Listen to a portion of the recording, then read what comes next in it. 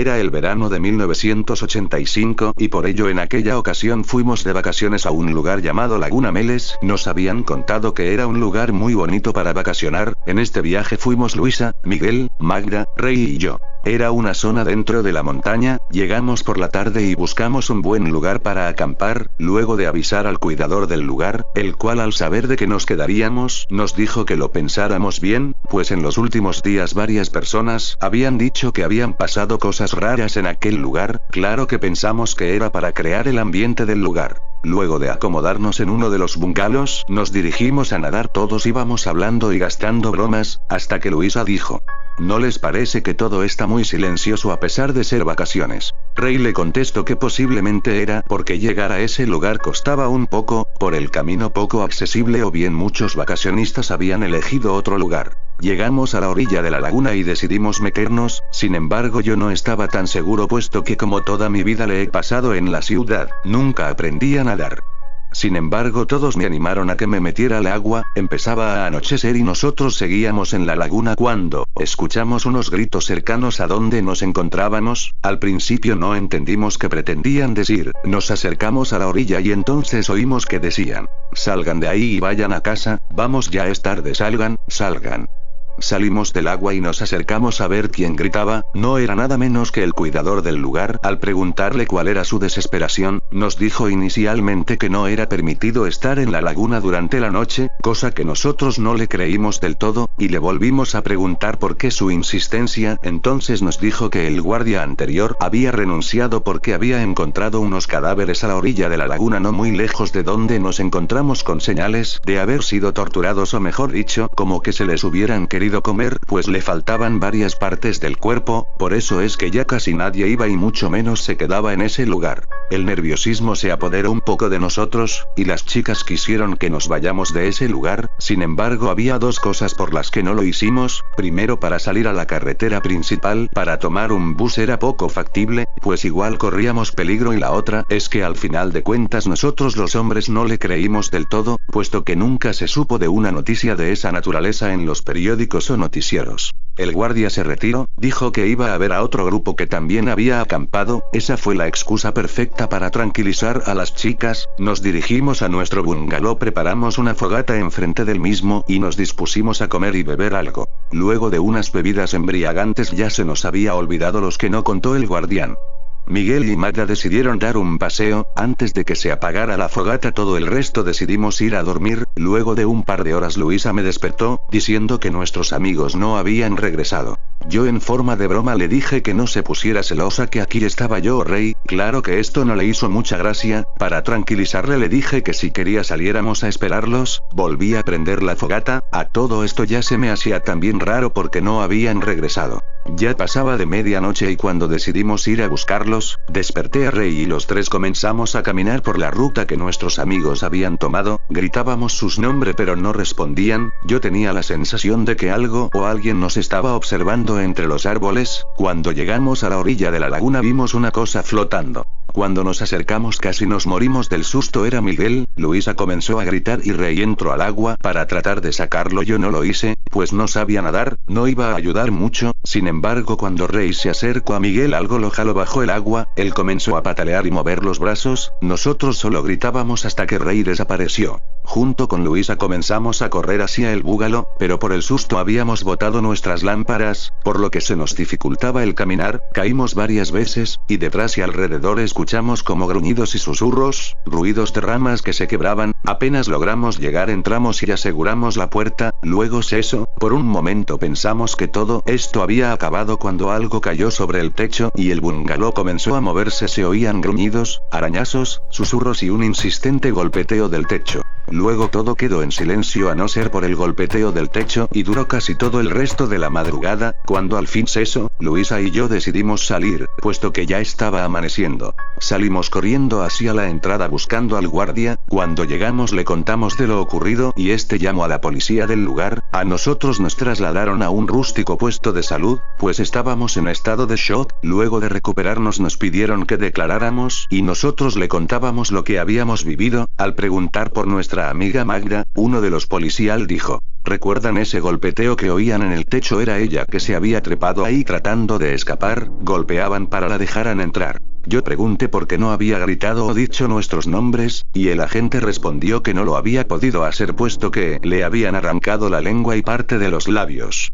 Y que posteriormente había muerto de un paro cardíaco posiblemente por el frío o por el miedo. Nunca supimos qué o quién nos atacó. La policía cerró el caso diciendo que fue un psicópata que se había escapado de un manicomio, y que harían lo posible para atraparlo. Nunca acepté la teoría del psicópata, por varias razones. Primero, por el estado en que se encontraban los cuerpos de Miguel y Rey, a ambos les habían comido el estómago y tenían arañazos por todo el cuerpo, y entre sus dedos encontraron un pelambre extraño, además de que un fuerte olor nauseabundo impregnado en ellos. Y además los gruñidos y demás ruidos que oímos aquella noche, no eran de un humano o de algún animal conocido, y por último si hubiera sido un animal, ¿cómo había podido haber movido el bungalow? Aunque los que nos ocurrió nunca fue dado a conocer, poco después la laguna cerró, y hasta el día de hoy aparecen de vez en cuando aparecen cuerpos destrozados que los lugareños toman como víctimas del psicópata que se esconde entre los alrededores de la laguna, aunque el único que estuvo de acuerdo con nosotros que lo que nos atacó no era humano, fue el guardia del lugar, pues después de lo ocurrido, nos confesó que algunas veces, en la orilla de la laguna había alcanzado ver una silueta que nada tenía que ver con un hombre o un animal conocido, es más él le llamaba el waló o demonio acuático.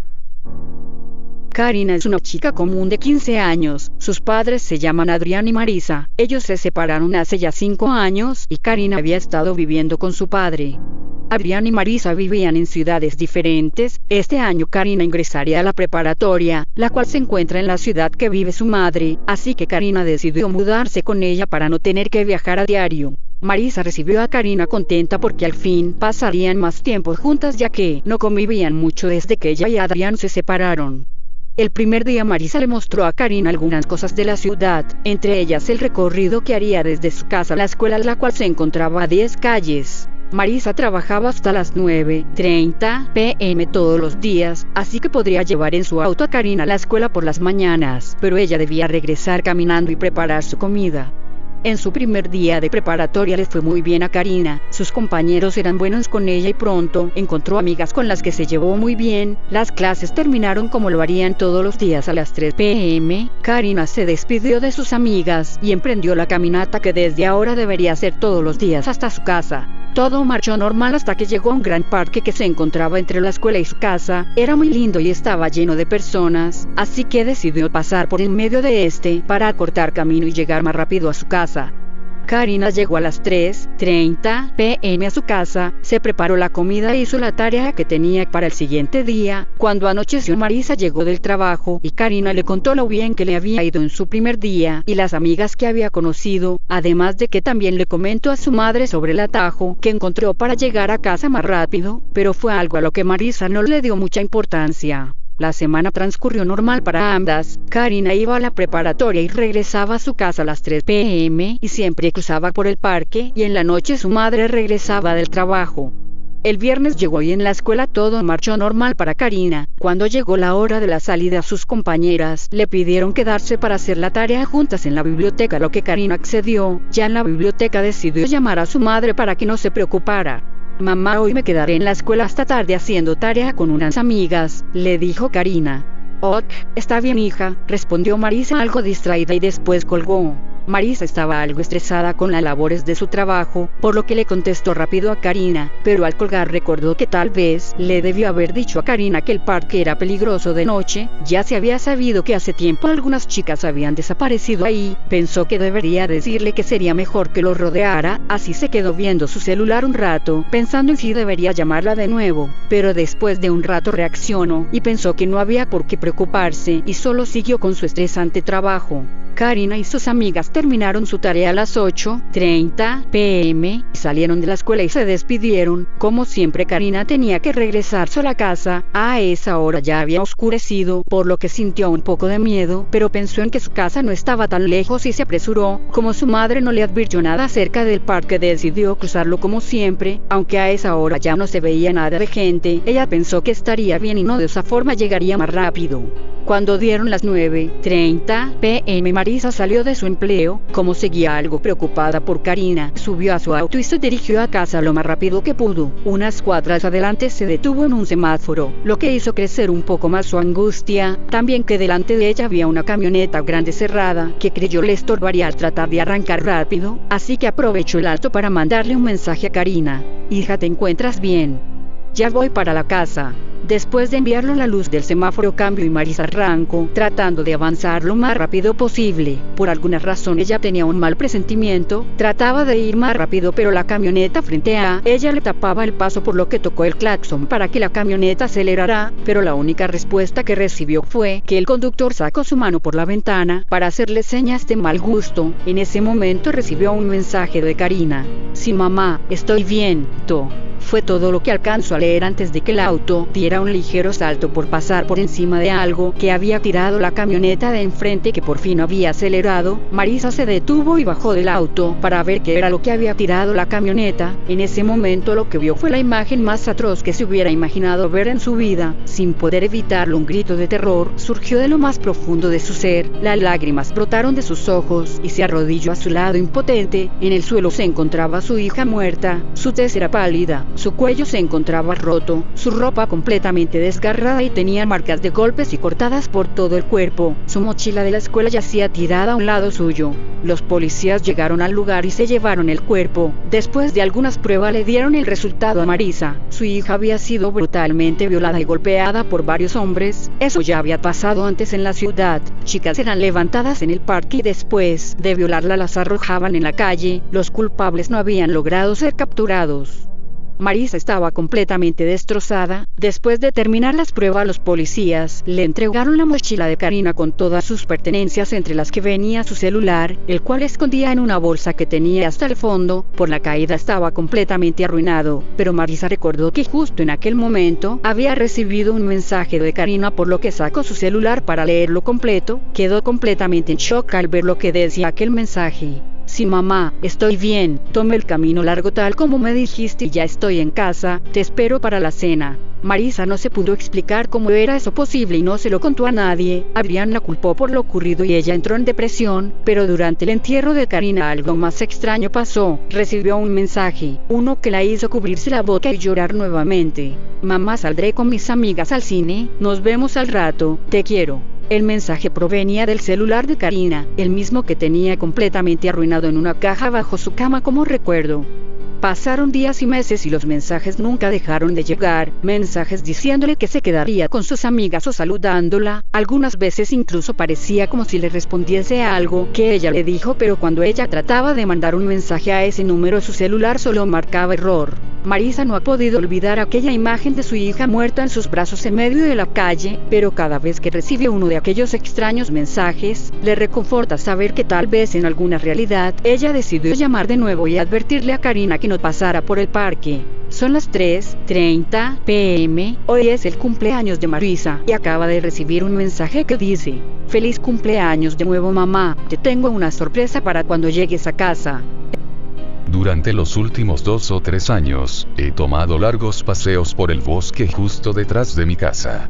Sobre todo cuando estoy aburrido y no hay nada que hacer, que puede llegar a ser muy solitario ya que vivo en una pequeña casa lejos de cualquier pueblo o ciudad. No he tenido ningún problema real con estos paseos, nada que pudiera causar alguna vez me siento nervioso o incómodo. Todo esto cambió durante el invierno de 2010. Fue durante lo que se conoció como The Big Freeze de 2010. Miré por mi ventana a eso de las 11:30 de la mañana, y todo el bosque detrás de mi casa fue capas de nieve. Porque yo estaba en la fotografía en ese momento, decidí salir y tomar fotos del paisaje de invierno y algunos árboles dentro del bosque. Fui a la nieve y me dirigí hacia el bosque, donde normalmente me gusta tener un paseo. Tenía una pequeña cámara digital escondida en el bolsillo del abrigo. Cuando entré, la belleza de la selva me sorprendió, y empecé a tomar fotos. Sin embargo, cuando estaba a punto de tomar la siguiente imagen, la cámara dejó de funcionar.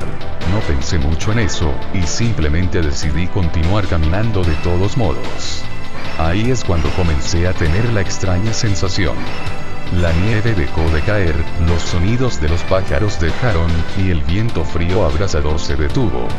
Había un terrible sentimiento de soledad gloaming sobre mí que yo nunca había sentido antes. Seguí caminando, con la esperanza de que algo iba a librarse de este sentimiento.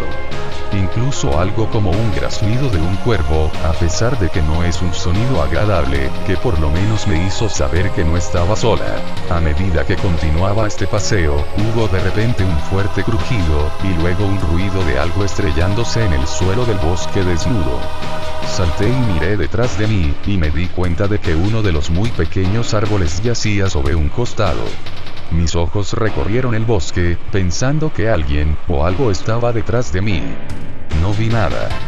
Yo había llegado a la conclusión de que era probablemente solo un poco de nieve pesada del árbol hacia abajo, o tal vez el suelo o raíces estaban sueltos, haciendo que caiga. La sensación de soledad me había abandonado por completo.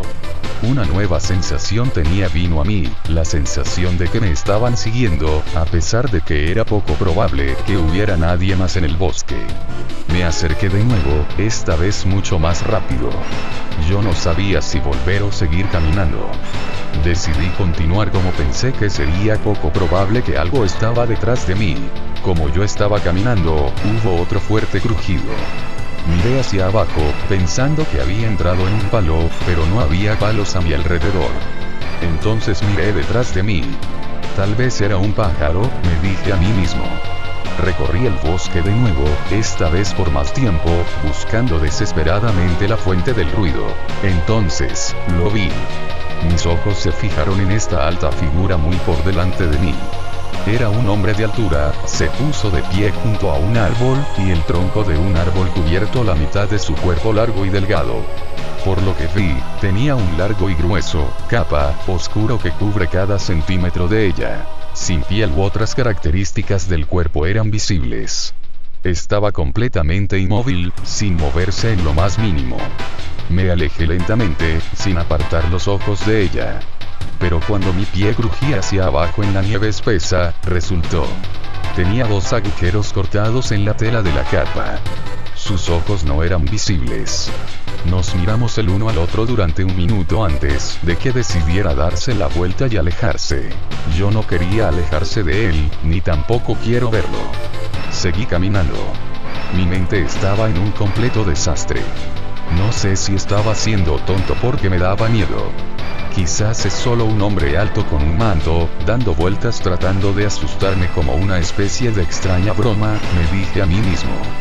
Miré por encima de mi hombro, con la esperanza de que no se había movido. Todavía estaba allí, sin moverse, sus ojos mirándome mientras me alejaba de ella. A medida que fui más y más lejos, miré detrás de mí, y me di cuenta de que estaba más cerca. Empecé a caminar más rápido, pero yo no corro. Miré hacia atrás para ver si estaba allí, pero no fue así. Pensé que estaba escondido detrás de un árbol, pero no fue a la vista. Me decidí a volver, ya que claramente se había ido. Por primera vez en lo que parecía un largo tiempo, me sentí un tanto tranquilo. Yo sabía que no estaba sola, pero ahora sabía que no estaban siguiendo. Regresé a un ritmo muy constante, a pesar de que yo quería volver a mi casa lo más rápido posible. Llegué a la linde del bosque, y yo tomé una última mirada a mi espalda. Tenía la esperanza de que iba a ver nada. Pero estaba equivocado. Allí estaba otra vez, y todos mis temores se precipitó de nuevo. Fue unos pocos cientos de metros de distancia, y se acerca.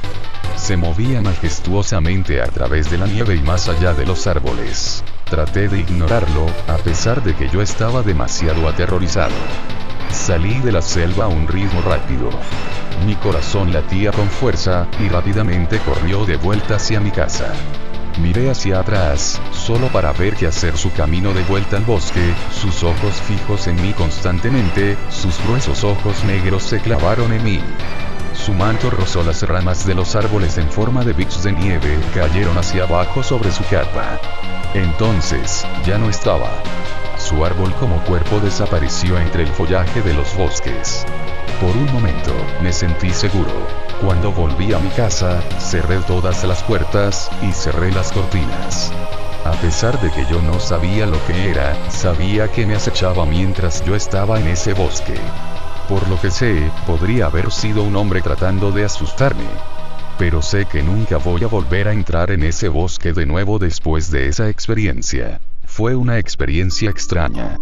Yo no sabía si el hombre de la capa era una amenaza o no, o si mi cerebro se me hace pensar que me estaba siguiendo. Pero nunca olvidaré ese día. A veces creo que puedo oír cosas fuera de mi casa en la noche, especialmente durante el invierno.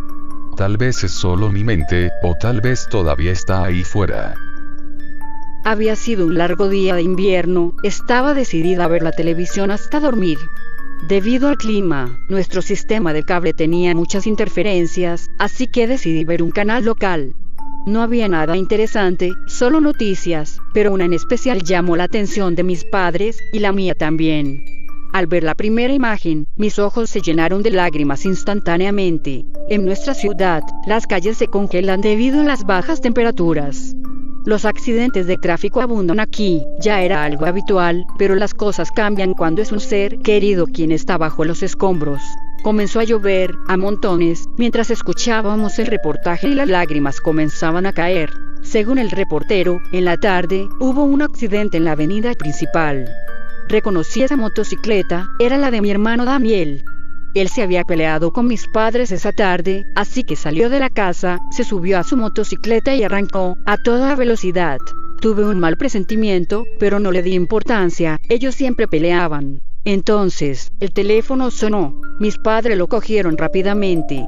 Era la policía llamando para que fueran a recoger el cuerpo de mi hermano, quien tuvo un horrible accidente por ir a exceso de velocidad. Comencé a llorar, no podía parar, el dolor me carcomía viva. Quería ir con ellos, pero ellos me dijeron que no estaba preparada para algo así. Me quedé sola. No podía con el dolor. Mi hermano, la única persona a la que podía contarle todo, mi confidente, mi protector, ahora estaba muerto. Subí a mi cuarto, comencé a ver nuestras fotos. Vaya manera de torturarme, pero, a pesar de todo, sentí alivio de alguna forma. Verlo a él, sonriente, cargándome en su espalda como siempre lo hacía, me hacía pensar que, en donde sea que estuviera, se fue con buenos recuerdos, a pesar de la pelea. Sus peleas con mamá eran algo recurrente, siempre peleaban. Él siempre se iba, a toda velocidad, y regresaba al anochecer. Era su forma de bajar su enojo, le encantaba la velocidad. Mi mamá aprovechaba esos ratos libres para escribir, eso la ayudaba. Cuando era de noche ambos se reencontraban, se abrazaban y se disculpaban. Tristemente, hoy no fue así. Pero yo lo sé, si esto no hubiera sucedido, ese abrazo, esa disculpa, todo habría tenido lugar esta noche, y él lo sabía. Dieron las 2 de la mañana y mis padres no regresaban, yo estaba muy preocupada. Mi corazón se aceleraba y mis lágrimas no paraban de salir cada vez que pensaba en lo acontecido. Intentaba calmarme, intentaba dormir. ¿Y si todo es un sueño? Pensé, pero era la realidad. Mis pensamientos me comían viva. Intentaba relajarme, el lugar del accidente no estaba tan cerca. Quizá por eso tardan tanto, hay que cruzar esa horrible carretera para llegar a la avenida principal, pensé. Cuando miré el reloj nuevamente, ya eran las 2:30 am, y justo en medio del silencio, el timbre sonó. Bajé corriendo, pues afuera llovía, parecía un diluvio. Tropecé mientras bajaba las escaleras. A veces solía ser muy torpe. Pero me levanté, sin dolor alguno, y seguí corriendo hasta la puerta. Cuando la abrí, mi sorpresa fue enorme. No sabía qué decir, ni qué hacer. Estaba en shock. Mamá, papá, Daniel, ¿qué sucedió?, pregunté. Estaba sorprendida, pero ellos no respondieron, solo se quedaron allí, inmóviles. Dani, ¿estás bien?, Sí, hermanita. Tranquila, todo está bien, respondió. Su voz se escuchaba más serena, muy diferente. Papá. ¿Cómo? Tartamudeaba. Estaba nerviosa, confundida. Estaba tendido en el pavimento. Tuvimos suerte de poder traerlo, respondió mi padre. Todo se estaba tornando muy extraño. Ya basta de preguntas, cariño, es hora de irnos, hemos venido hasta aquí por ti. Estaremos de nuevo todos juntos, en familia, sé que nos has estado esperando, dijo mi madre. No entendía nada. ¿De qué están hablando? Grité, al mismo tiempo en el que la televisión se encendió. Estaban transmitiendo una noticia, otro accidente más. El reportero decía que hubo un terrible accidente en la congelada carretera 86. Un tráiler perdió el control y se estrelló contra una Toyota Highlander que iba en exceso de velocidad. Las dos personas que iban en la Toyota perdieron la vida, mientras que el conductor del tráiler resultó con heridas menores. Las víctimas fueron identificadas como Harold y Catherine Robertson. La cara del reportero cambió cuando por radio le dijeron que ellos eran los padres de Daniel Robertson, otra persona que había muerto por un accidente de tráfico esa misma tarde. En ese momento pude entenderlo casi todo. Ustedes están muertos. Fue lo único que logré decir. Así es, Jess. Ahora es tiempo de irnos, hay mucho por recorrer, hermanita, dijo Daniel. Quería llorar, pero las lágrimas no salían. Yo no quiero morir todavía. Grité. Estaba muy asustada. Cariño, no te llevaríamos si no estuvieras muerta todavía, respondió mi madre, al mismo tiempo que señalaba las escaleras. Volteé, y todo comenzaba a tomar sentido. Estaba allí, tendida en el suelo. Mi cabeza estaba abierta, sangrando, en el filo del último escalón. No pude soltar ni una palabra, tampoco pude llorar, realmente no podía sentir nada. Mi cuerpo estaba a unos metros de mí. Pálido, sin moverse. Era una pesadilla. Después de eso, mi madre me dijo que era hora de irnos. Mi hermano hizo lo de siempre, se dio la vuelta y yo me subí a su espalda.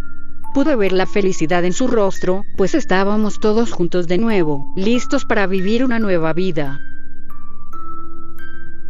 Al parecer todo había sido mi culpa, pues fue mi idea abrir ese famoso café internet en la zona satélite en la zona baja de Potosí, Bolivia. Tenía que llegar el día en que uno de mis caprichos se vería frustrado y mal visto por muchos. Dios, ¿por qué tenía que suceder en mi café internet? Me llamo Jorge, era el año 2005 y tenía 17 años. Ese año en mi familia surgió la idea de poner un negocio en casa. Como era obvio, yo opté por mis intereses, por la tecnología. Yo deseaba un café internet, me costó mucho convencerlos, pero ya me ven aquí, estoy narrándoles esto. El café internet ya se encontraba trabajando y pues funcionaba tal y como lo había deseado. Además aprovechaba para jugar con mis amigos. Generalmente yo atendía por las noches y lo hacía hasta tarde, algunas veces hasta 1:30 am. O a veces más. Un día jueves me quedé a descargar música y a chatear con algunos amigos. Ya eran las 1:30 am. Y no había cerrado el café aún. Fue entonces que alguien entró. Se trataba de una chica muy linda, pero un poco morena. Quería decirle que ya cerraría, pero algo me detuvo y no se lo dije. Ella simplemente se sentó en la máquina 9 y utilizó la computadora sin decir nada. Igual que muchos otros clientes, sentía ganas de ir al baño y como vi que ella estaba muy en lo suyo no me preocupé y fui. Al volver del baño, como era lógico, ella ya no estaba. Habrían pasado a lo mucho 5 minutos. Me preocupaba si se había robado algo, pero se robó mi atención. Pasaron los días como si nada hasta que fue jueves otra vez. La verdad, yo deseaba que ella volviera a presentarse y así fuese. Ella se presentó a las 1:30 con la misma ropa como en la primera vez, un pantalón jean y una chaqueta oscura. Quería hacer charla con ella y me acordé que el anterior jueves ella se había ido sin pagar y pensaba en utilizarlo como entrada, y entonces le dije: espero que esta noche no me dejes solito, no se preocupe por el dinero de la anterior semana, pero espero que siquiera me diga su nombre. Me sentí tan tonto al no escuchar ninguna respuesta. Tuvieron que pasar largos segundos para que dijera: soy Adriana, solo necesito 5 minutos del internet, lo siento pero no puedo pagarle hoy, se lo pagaré pronto, lo juro, y por favor, le agradeceré que me deje sola para poder llegar a casa rápido. Me quedé callado para pensar qué hacer, pero simplemente me fui a mi computadora y al poco rato ella se fue. Esa noche me sentía intrigado porque no sabía cómo acercarme a ella, pues sentía cierta atracción. Los días pasaban y el café internet tenía más clientes, incluso había personas que colocaban en nuestra puerta avisos de todo tipo, desde avisos comerciales hasta avisos de extravíos. Bueno, otra vez llegó el jueves como si nada, y como era de esperar, ella se presentó, pero esta vez solo permanecí callado. Esta vez esperé a que ella se fuera, salí tras de ella para ver por dónde se iría. Ella caminaba calle arriba muy rápidamente, podría decirse que hasta corría, era algo muy raro pues se alejaba muy rápidamente. Decidí volver dentro, pero antes de entrar noté que la puerta tenía más avisos. Un pequeño escalofrío hizo que dirigiera mi vista a un aviso. Entonces la vi, era ella, Adriana. Me quedé sorprendido, pero más me impactó el contenido del aviso. Según el aviso, Adriana había desaparecido hace más de 2 meses, por mayo. No me quedaba duda de que era ella, me sentía culpable por haber recibido a una extraña cada jueves, solo podía hacer lo más lógico, llamar a su familia. Pasado ese día me comuniqué con su madre para contarle todo. Me sorprendió su reacción, pues a pesar de todo no había perdido la esperanza de que su hija apareciera. En su llanto me dijo que ella es su única familia. Finalmente acordamos que el siguiente jueves vendría a mi café para hablar con su hija. También quedamos que solo nosotros dos solucionaríamos esto. Llegó el día jueves y su madre esperaba paciente, pero no había rastro de ella. Pasaron las horas y Adriana no aparecía de alguna forma. Pensé que ella se dio cuenta de todo y quería evitar a su madre. Ya eran las 3 am. Y la madre decidió irse y se fue tratándome de mentiroso, de un insensible. No le respondí nada, pues hasta pensé que yo estaba loco y que lo había soñado. Cuando decidí cerrar el café internet apareció ella, simplemente ocupó su máquina 9, como siempre, y como siempre lo hizo en completo silencio. Permanecí callado. Al pasar unos cuantos minutos le dije: la policía te busca, tu madre también, porque no regresas a casa, pero no me respondió absolutamente nada. Fue entonces que le dije que esta vez no la dejaría ir, y entonces ella se puso de pie y se dirigía a la puerta, pero me atreví a tomarla del brazo. Mala idea. Oh Dios, lo que sentí ese momento, el frío más puro y congelado desgarró mi cuerpo. Sentí que mi brazo se había desprendido de mi cuerpo, todo indicaba que ni siquiera la toqué. Entonces caí en el piso y me quedé allí para poder recuperar la sensibilidad. Al día siguiente fui con su madre, le expliqué todo, pero no me creyó ni una palabra. Ella solo quería que la dejara en paz. Entonces le rogué que por lo menos me dijera qué pasó el día en que desapareció, y ella respondió. Fue a mandar un correo por internet a su enamorado que estaba fuera de la ciudad, y en un segundo mi cabeza se llenó de ideas, pero no sacaba una conclusión lógica para que ella estuviera desaparecida, pero no de café internet. Dios, ¿por qué tuvo que ser mi café internet? Ese día mientras almorzaba no podía dejar de pensar en Adriana, y sin darme cuenta la respuesta a mi intriga se desarrollaba en la televisión. Hace algunas horas en la zona baja de la zona satélite se hizo el levantamiento de un cuerpo. Se trataría de la señorita Adriana Quintana López, quien habría sido declarada desaparecida hace un par de meses. Al parecer todo indica que la chica se habría suicidado tirándose del puente que se encuentra en esa zona. En su vestimenta se encontró una carta dirigida a su madre, la cual ya está en manos de ella. El sudor se apoderó de mi cuerpo como nunca. No lo podía creer que era aquello que venía a mi café cada jueves. Ese día cerré temprano aunque fuera viernes, pero sentía miedo porque tarde o temprano llegaría jueves. Llegó el día y cerré aún más temprano, y me fui a mi habitación para dormir, pero no podía conciliar el sueño. El silencio se apoderó de mi habitación, que incluso podía oír los latidos de mi corazón, pero pronto se presentó otro sonido, provenía de mi café internet. Todo indicaba que alguien trataba de entrar al salón. El sonido despertó a mi familia y junto conmigo fuimos a ver qué pasaba. Al llegar al salón del café, como era lógico, no había nadie, pero fue una frase de mi padre que me dejó paralizado. La máquina 9 sigue encendida, alguien apáguenla de una vez y vayámonos a dormir. Era cierto, la máquina estaba encendida, y en la mesita de esta había unas cuantas monedas. Sentía que un trozo de hielo pasaba por mi espalda, era el terror más puro en mi cuerpo. Al día siguiente me enteré que el cuerpo de Adriana permanecía aún en la morgue por el motivo de su autopsia, y que ese mismo día, o sea viernes, se procedería a su entierro. Llegó el día jueves y de alguna manera sabía que nada pasaría. De alguna forma su misa o su entierro apaciguó su alma, al menos eso creo, pues desde entonces no hay más presencia que de los vivos en mi café internet.